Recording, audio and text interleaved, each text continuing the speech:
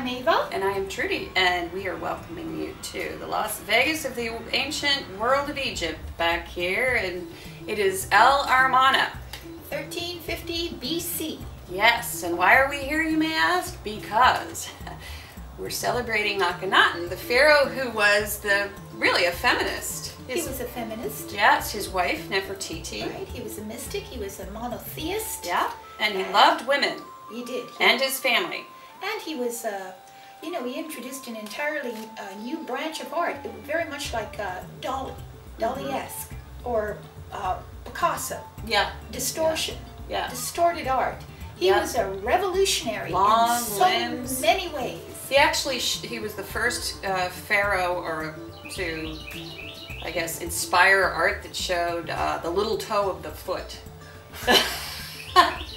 Which was radical. Yeah, it was. I mean, some of this stuff, the art was really interesting because he was actually depicting himself as both male and female, which, a lot of people think he was deformed, but actually really, way back when in the ancient kingdom, the old kingdom, the gods were shown as both male and female. So he was hearkening back to that time. Yeah, he was deifying himself as well, because that's what launched him into monotheism in the first place, is that he wanted to rid the society of all the little gods. Right, and so now we have just the Aten back here. Which is the sun god. Right, the disc. But it's not a literal, not the material sun, it means the source. So as monotheism understands that there is only one. Everything is one, everything is unified, there is nothing that can live outside of the one. And so Pythagoras understood that, and so did Akhenaten. And that's why we're here. That's why we're here, so stay tuned, because at the end of this lovely reading that you're about to get, which is going to be so wonderful that we have to wear shades. That's right. There's a piece that Neva will narrate. That's my new ancient Egyptian name. There's a Neva. piece that Neva will narrate. It's Pig Latin for Ava will narrate. The piece at the very end. I love that. Which is going to be great. It's all about Akhenaten. You can learn why he's important to our story, which is we are here at Virtual Tarot with a mission of mining the sacred feminine, helping you reclaim your roots so that you can once again feel empowered by spirit. That's right. So it helps you to understand the history of how the feminine divine actually de-evolved. Whoa, what was that word again? De-evolved. Oh my. Which is the opposite of evolved. Yes. So from the pinnacle back here in ancient Egypt to just about 100 years before 2014, when women finally reclaimed some of their rights. And in some countries. In some countries. Yes, others are not quite as lucky. They're not quite as lucky in other countries. So. Yeah. Okay, so let's talk about you, Capricorn. Yes, you, Capricorn. Because last month you were nude sunbathing. in the beginning of the month. And going to church at the end. Right on. So you had the Hierophant at the very end and the Fool at the beginning of the month, which, you're a very individualistic sign. Yes, so you were risk-taking, you were being totally spontaneous. That's right. That's what I meant about nude sunbathing. At the beginning of the month. But then at the end of the month, you were going to church with your family, or joining in with others in a group, and just becoming a part of the group, and less of an individual, which you probably had to compromise at the end. But it also is just accepting more traditional values. And finding your place within tradition, because you're not very traditional. Well, as a very, very, strong individual. You're an individual. That's why you're such a great leader. Yeah, you Capricorn. know your own mind. Yeah, that's for sure. But there are times to make it work within a group. So we'll find out what happens for you this month. We do a 4-part spread. Yes. Every month. Doesn't really matter where we come from. but even in Armana, we do the same 4-card spread. That's right. First card. The first card is the overall tone of the month, the energy of the month. Second card is your challenge, what is an obstacle or what you have to overcome. Third card, card of the unexpected. Yes, our favorite card. Fourth card, wrap up. We're going to give you a little girl talk at the very end. Or it could actually be even an important highlighted event, either at the end of the month or other, or it's sort of how you move into the next month. Right, and we never really know how it will show up, because the last reading we did for Virgo, if you get a chance, check that one out. Boy, was that an interesting reading. Yes, yes. Woo! Okay. That is complex. Yes. Okay, so right. Here we go, Capricorn. First card, and remember, what happens in Armana stays in Armana. Yes. All right. Ready? It's gonna be good. That's why we're wearing shades. Oh, 7. Oh, Capricorn. Right. Sneaky card. Well, not really. It's that's not the sneaky card. That's the sneaky card. The 7 of Swords is the sneaky. That's the 7. Oh, that's the 5. I'm sorry. Oh yeah, I see that. So shades. Yeah, you can't see the card. There's a lot of glare back here. Sorry, we have the 5 of Swords. So, rock in a hard place card. Yes, yes. The win-win card, or the win-lose card. Are you the winner in this situation this month, or are you the loser? Well, there's a battle of wits, obviously, going on. So you have, it's an intellectual argument of sorts. But it's not, well, the ragged clouds are symbolic of a certain amount of discord, disagreement. You are put in a position where you have to fight for your idea, in other words. And it's a 5. Right, and yeah, because it's not coming into balance with other people's ideas, so you're being challenged. But the 5 says that there's a winner, and other people sort of are walking away from this situation feeling a little defeated by you. So the whole month is colored by this particular argument or battle of wits going on. Sort of arguing your case. Yes, but there's also in this card, there's a bit of intellectual smugness. Smugness. Yeah. Well, yeah, it's like there's a sense of, and that's really what the card is all about. It's really about finding your way through a conflict without needing to feel better than, you know? And it's like a better than card. So the better than, you know, your foe or your frenemy is never better than, you know? Right? You have to find a way to create some sort of harmony within a disharmonic situation. But there seems to be something very absolute about you not being able to be on the same page with others around you about certain issues, intellectual issues, and how you handle that, of course, is what it's about. Is what it's about. And so it's not in the challenge position. This seems to be it's coloring everything. It's coloring. It's seeps into other things. You see, so it's on your mind because this is a mind card. Yeah, it's a card of wanting to win. You want to win something. Yeah. You want to win an argument. You want to win. You want to win. Okay. Let's see. What's your challenge in this?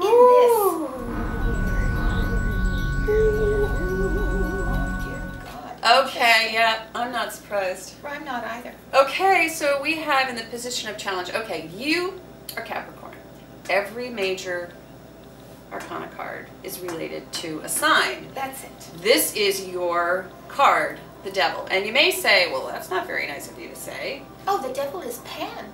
The devil is It's Lucifer. Right. Well, this is the devil before the devil before was the devil created, the was Christian devil. The Christian devil, no. Yeah. It's not the Christian devil. No, this is the card of, well, it's materialism, it's carnality. Right. It's passion. And then again, we have, like, within the card, we have the lovers. Right. So it's sensuality. It's addiction. Yeah. It's the sex, drugs, rock and roll, and food card, which really actually makes a lot of sense back here in our mind. Oh, yes. Because that's kind of what we do here. Yeah. Party. It's the party town. It is. It's a brand new place, and very much like Buckingham Palace too. The Pharaoh and his queen. Nefertiti. They precisely at the same time every day he would leave the palace and go into the temple, and so he could be seen. Right. In a chariot. Yes. Mind you. Along the way, so we're going to go see that later, Trudy and I. Yeah, and then we'll party. That's we will. Because so your challenge is. Yeah. What is the devil? The devil is to tame. To tame your inner appetites. Right. That's it. And it makes sense because if you're in an intellectual. Okay. All right. Are you ready? Are you ready, Capricorn? Okay. All right, you little devil. Yeah, we have some. We have some songs that we're going to post on Facebook for you. Yes. The devil made me do it. Yes. Songs. Well, that song, The Devil Went Down in Georgia, I like that song. I love that song. Yeah, so we're going to post that for you. Post that for you. So, in the card of the unexpected, we have the 9 of Pentacles, upright. Yahoo! So, like always, Capricorn, you're in the money. Unexpectedly. You are in a position where you are completely able to manage your garden, whatever that garden is, the pentacles that you've grown, the money that you've created, the material wealth around you, you are reveling in it. Yeah, and this is the card of the strong, independent woman. And a lot of times when this card comes up, it has to do with how other people see you. So it's like a perception card. Right. Where someone sees you as this woman who can take care of not only herself, but those around her, her home, and even her pets. Because we have a little bird here. But I always think of it, it's like the Petco card because she's got enough to take care of herself and even have, you know, like this lovely, maybe zoo. And you know, it's interesting because a lot of women have a few pets. Yes. And they have their own mini zoos. Yes. And they, you know, they're very much comforted by... Capricorn loves animals. By their pets. Yes. You know, and back here in Armana, actually, we have a zoo. There's a zoo here. Yeah, in the middle of the desert. Can you imagine? Oh my goodness. Yes. And they have that, and they, Akhenaten had a pool. Yes. So they actually swam in their pool in the middle. They're right in the heart of Egypt, in the very center of Egypt. Right. So all around them is nothing but desert. Yes, it is. Just to get here, yeah, it's like Las Vegas. It's just like Las Vegas. Mm-hmm. So there you are. There you are. Your zoo. That is your garden. Your aviary, whatever. Your aviary. The 9 is just before the 10. So the 9 is just before something comes to fruition. Mm-hmm. And it is the material world around you and as sort of an enjoyment of your accomplishments. Mm-hmm. So somehow it's very interesting because you have to manage your appetites. Right. You're in this sort of intellectual battle. Right. But you're the lady of the estate. But you're the lady. You're graceful. Yeah. And you entertain. Mm-hmm. You bring people into your home. Yeah. You're seen as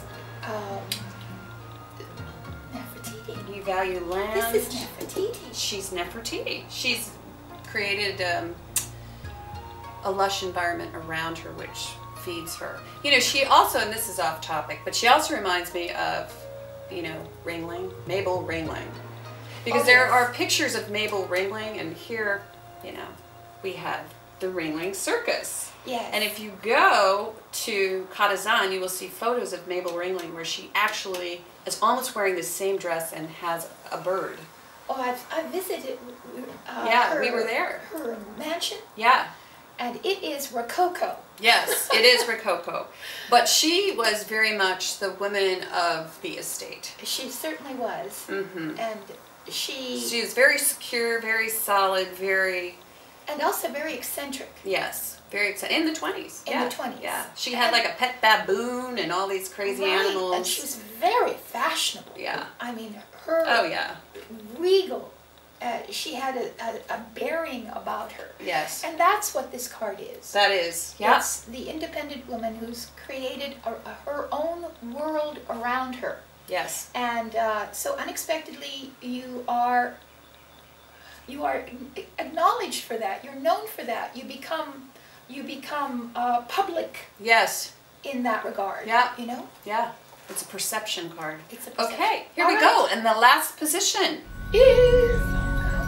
Alrighty then. I have to put my sunglasses on. The Knight of... This is spectacular. Cups. So, alright. You see, the Knight represents an ongoing creative project. And it's a slow-moving night. So, at the end of the month, it seems that you take up an ongoing project again. And this moves you into the month of July. So, I see it differently. Go ahead. No, it's okay. But you finish up. I'm sorry. All right. So, you see, the Knight holds a cup. The cup represents either emotional love or creativity or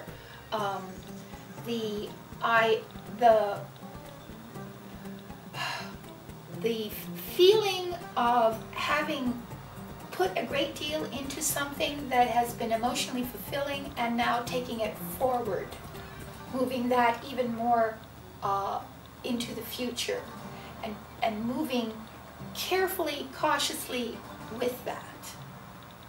Well, when I saw this, I saw these two cards. Okay, so we open with the 5. All right. And then we end with the Knight. Okay, and our challenge is the Devil. These two are sort of in opposition. Okay, in love.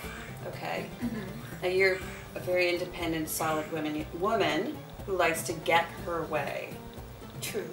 Okay. If you are in a relationship, mm-hmm. there's always this struggle sort of between winning via wit, getting your way in the relationship, or offering love to your lover. No, that's very beautiful. I like that so very it much. Feels a little bit like these two are at odds, and oh yes, definitely they are. And you're playing out your love relationship by making moves within the relationship that are almost within opposition to one another. But that's sort of how you have learned to maneuver. Right, that's how you operate, right. And there could be a couple of ways to interpret this, because the battle of wit, or the need to win, intellectually, yes, yeah. At the end of the month may actually bring this offer mm-hmm. to you. So there's some calculation, I guess, mm-hmm. within this relationship. You see his hat has the symbol of Mercury on it. Right. So there is messaging going on. Yeah. At the end as well. So yeah. love. Yeah. Love messaging. So maybe you offer mm-hmm.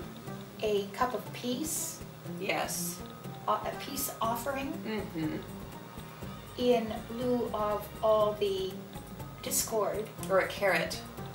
Or a carrot. Or a carrot. Or a carrot. Or you offer something of emotional value. Yeah. To you know, or offered something of emotional value. Or you're offered something value. of emotional value. Or if you're, again, not in a relationship, it could be just simply a creative project mm-hmm. that you take up. Right. at the end because you've neglected it, and you take it up again and move forward with it. So that could be too, maybe because you're in an environment unexpectedly where you feel nurtured by things. Yeah. The things around you. It's beautiful. It's a material card. Right. And so it maybe pulls out from you this sort of inspiration. Mm-hmm. But in terms of love, materialism and love are two different animals. Right. So as a materialistic earth sign, Capricorn may need to learn how to work and maneuver within a relationship to get their needs met outside, because they already know how to do this. Oh yes. You got that nailed. The whole, practical, like material, like that's second security, nature to you. That's not what this month is about. No. This month is about figuring out how to turn this card around, the devil. Turn this card around and free yourself from all the lower instincts, basically. Yes. And to then present a cup of love. Yes. As an offering to those whom you might have defeated. Or insulted. Well, maybe it wasn't pure, you didn't, it wasn't volition. Yes. It just is a part of your nature. Yeah, exactly. It's a part of your nature. Mm-hmm. But, when people walk away with hurt feelings, sometimes we're surprised. We're surprised because we're just being ourselves. Yes. And Pisces has every single sign within them. They're the last sign, so they have a little bit of every other sign in them. So I can empathize with this very well. Yeah, and if you have to make up with this person who maybe didn't understand, then, you have to, too strong. Turn this devil around. So, thank you for joining us here. Thank you for joining us in El Armana. If you'd like to know any more about this reading, Capricorn, about the devil that you may face and how you might turn that card around, please go to our website. We have virtualtarot.wordpress.com.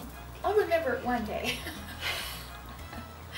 And yes, it's a WordPress site, guys. We are on WordPress. Yes, you have to cut corners. Someday we'll have a dedicated blog, website.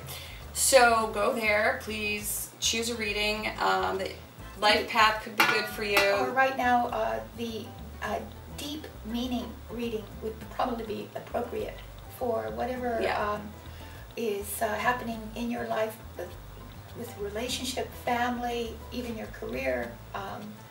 Just to give you a little bit more insight and to help unravel the mystery of it. Yeah. If you want to learn how to tame the impulses, we can show you how to do that. Sex, drugs, and rock and roll, Capricorn. Yes, of course, here in El Armana, that's all that there is. But we're trying our best to change things. Okay, and don't worry, what happens in El Marna stays in El Marna, just like Las Vegas, so you can tell us anything. Anyway, go to our website, purchase a reading, click on the PayPal donation button, and then please send your questions to avatrudy@yahoo.com. We'll get right back to you. Immediately. And you'll get an MP3 file. Yes, of the reading, so you can always reference it. And thank you so much for those who've already had a reading. They help support us, and they're very much appreciated. So we can bring these free readings to you every single month. And last but not least, and you have to stay tuned for this wonderful mini documentary narrated by Ava all about Akhenaten and his gorgeous Nefertiti who is equal to him. Mm-hmm. Last but not least, please post a link to your Pinterest page on our Facebook page. Or we will be posting our Pinterest link to our Facebook page. So follow us. What we'd like to do is get to know you. We'd like to follow some of your Pinterest pages. And, it's kind of cool to see what other Capricorn girls are doing out there, or guys. Oh, yes, and shout out to some of our male viewers. So, go there, and thanks so much. And I can't believe next month we're going to be in the month of July. We're in the middle of summer. Yes. We're going to have to... Holy Armana. Yes. We're going to have to declare our independence. Yes, Because it's Independence Day. Independence Day. Woo! Female independence! Yes, that's what we So we'll have to go someplace like... Yes, has someplace to do where with that's that. relevant. Yeah. All right. Thanks again. Thank you. Bye-bye, Capricorn.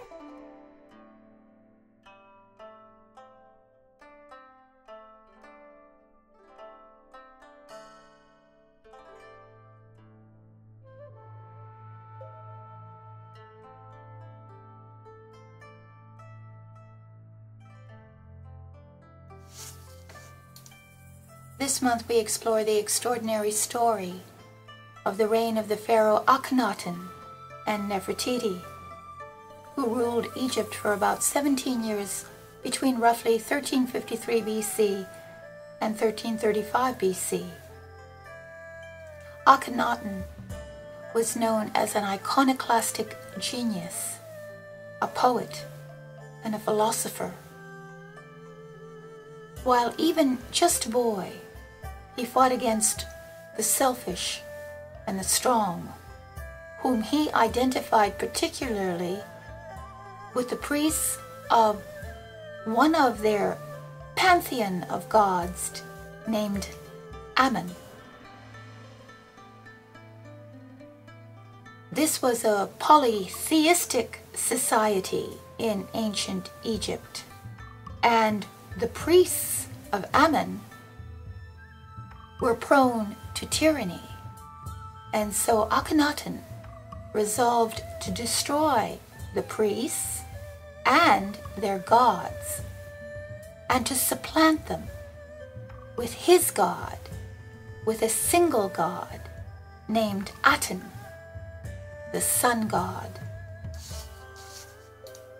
The high priest had been accustomed to occupying high and influential positions at the court of Akhenaten's father, Amenhotep III. One of the priests had been a chief treasurer, another a grand vizier.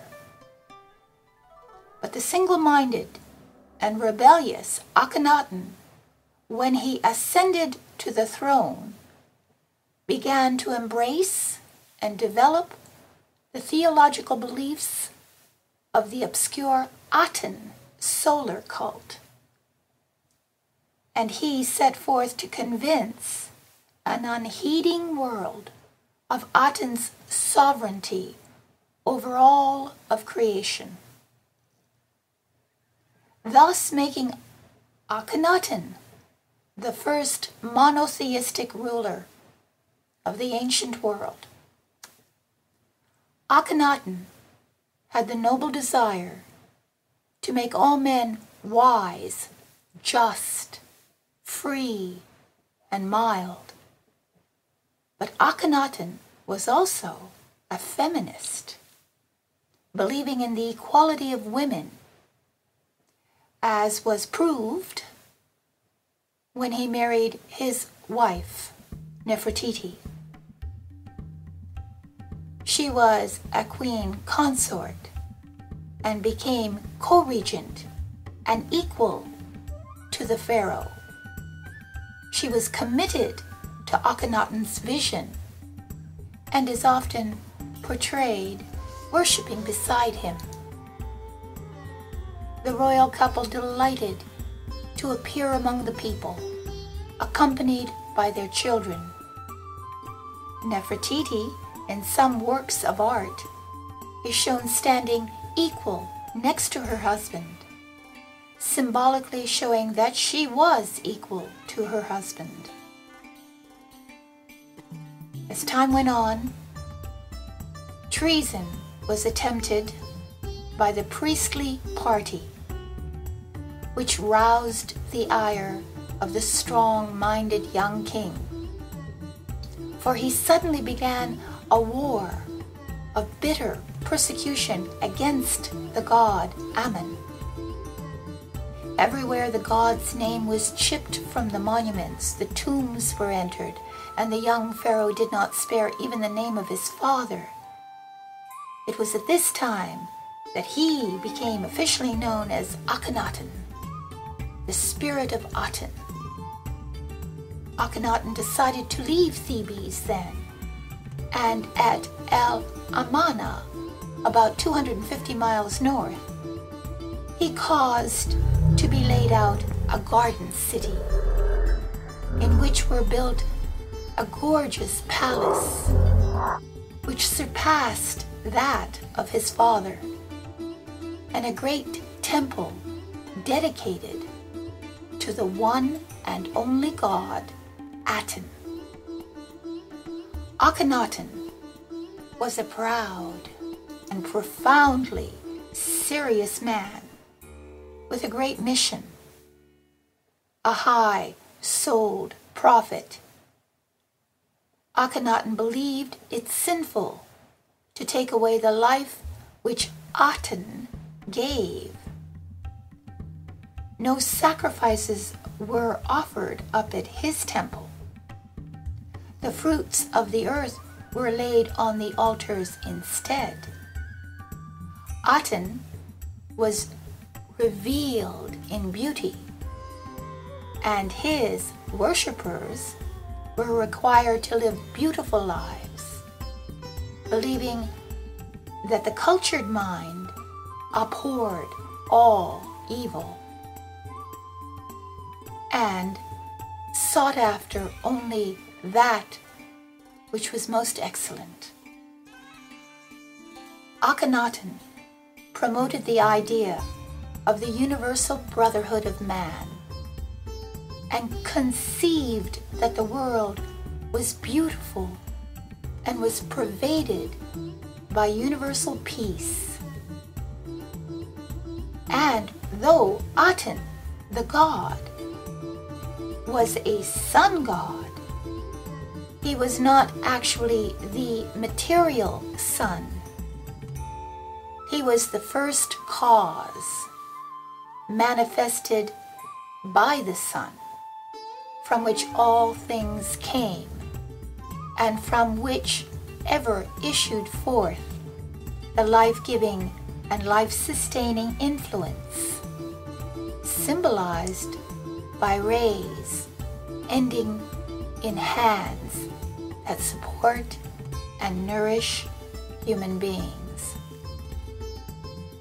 No grand theology has ever appeared in the world before such as this.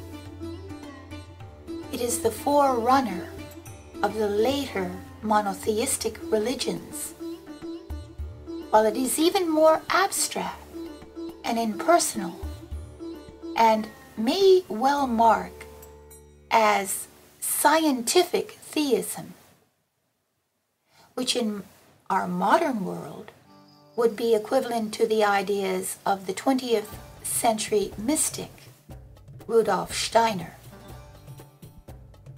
Akhenaten died while still a young man, and the causes of his death are unknown. But there is speculation that the new pharaoh was in fact Queen Nefertiti, who ruled as a man and attempted to hold together the collapsing dreams of her husband. Though not many women have acted as rulers in ancient Egyptian society, they have been considered to be equal among men in status as well as legal opportunities. Women were shown to be allowed the opportunity to take part in the economy, such as their role as merchants. Women took part also in religious activities. They were allowed to become priestesses. It has now taken women 3,000 years to reclaim their equal social rights. And only now is the world reawakening, heralding a return to higher frequencies of love, compassion, and kindness. and 2, the eternal, feminine, divine.